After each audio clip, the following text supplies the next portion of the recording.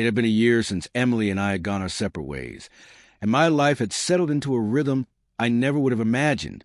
I lived in a small condo downtown, far removed from the house that once carried the sound of our shared life. My days were simple: work, books, quiet evenings, and occasional night out. It wasn't exciting, but after the chaos of our split, the stillness felt like a strange kind of relief. Since the final hearing, Emily and I hadn't spoken. No calls, no texts. We seemed to share an unspoken agreement to keep our distance. I told myself it was better that way. Safer. The past was too heavy, and I didn't believe either of us was ready to face it.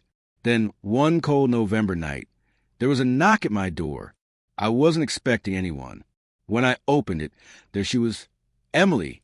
She stood uncertain, her expression caught between determination and hesitation. "James," she said softly, her voice carrying a tremor. "Emily, what are you doing here?" I asked, my thoughts stumbling over themselves. "I know it's sudden," she murmured, twisting her hands. "But I need to talk to you. It's important." 1,000 questions rushed in at once. Was she here to reopen old wounds? To drag the past into present? Or was there something more? Against my better judgment, I stepped aside. She slipped in and perched at the far edge of the sofa, her posture guarded, while I sat opposite her. The silence between us was thick, filled with everything we hadn't said. "It's about my father," she finally whispered. Her father, Richard, the man who had never hidden his dislike for me, the man who had fueled countless arguments between us.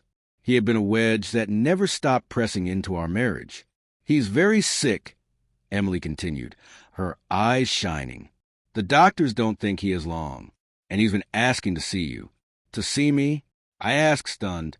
"Why?" She drew a shaky breath. "He wants to apologize. He feels responsible for everything that happened." Her words hit harder than I expected. Richard, the man who had worked against me from the beginning, wanted forgiveness. I didn't know whether to laugh or to let the old anger swallow me whole. "I don't know, Emily," I said after a long pause. "I understand," she said quickly, almost pleading. "But it would mean a lot to him. And to me." I searched her face for hidden motives, but all I saw was sincerity, vulnerability, and the faintest trace of desperation. Despite everything, a part of me still cared for her, and that part stirred now. Finally, I gave a slow nod. "All right, I'll go." 2 days later, I found myself outside Richard's hospital room, my heartbeat loud in my ears. Emily stood beside me, her face unreadable, and at her small gesture, I pushed the door open. Inside, Richard sat slumped in a chair, frail and diminished. The imposing figure I remembered had withered to almost nothing. His skin was pale, his body thin. And yet, when he looked up and saw me, his lips curved into a weak but genuine smile, his eyes shining with emotion. "James," he said, his voice rough but steady, "thank you for coming." I only nodded, torn between resentment and pity. "I've been thinking about the past," he said slowly, locking eyes with mine. "And I see now how much damage I caused between you and Emily. I thought I was protecting her, but all I did was hurt you both." His words sank deeper than I expected. To hear him admit his part in our downfall was painful, but in an odd way, it was also a relief.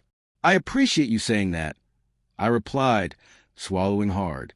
"But it wasn't only you. Emily and I made our own mistakes." A faint smile touched his lips. "Perhaps, but I still hope you can forgive an old man." The years pressed heavy on me, then seemed to lift as I finally said, "I forgive you." And I meant it. That moment marked a change.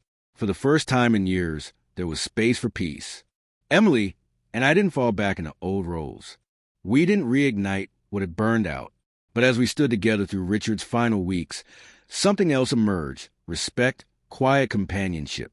When Richard passed, Emily and I stood side by side at his funeral, not as husband and wife, but as two people who had endured and changed. In the days after, our conversations weren't about blame or regret, but about memories, lessons, and how far we'd come. We didn't get back together. That chapter was closed. But for the first time in a long while, I could look at her without anger, without bitterness, only acceptance. Months later, An envelope arrived from Richard's lawyer. Inside was a modest inheritance and a handwritten note. James, thank you for forgiving me. Use this to begin something new. You deserve it. Reading those words, I felt a release I hadn't even known I needed. His final act wasn't about money. It was about leaving peace behind. That night, when Emily had knocked on my door, I never imagined it would lead here. Not to rekindled love, but to closure, to forgiveness. And I've since learned that forgiveness, freely given, is one of the greatest gifts a person can carry.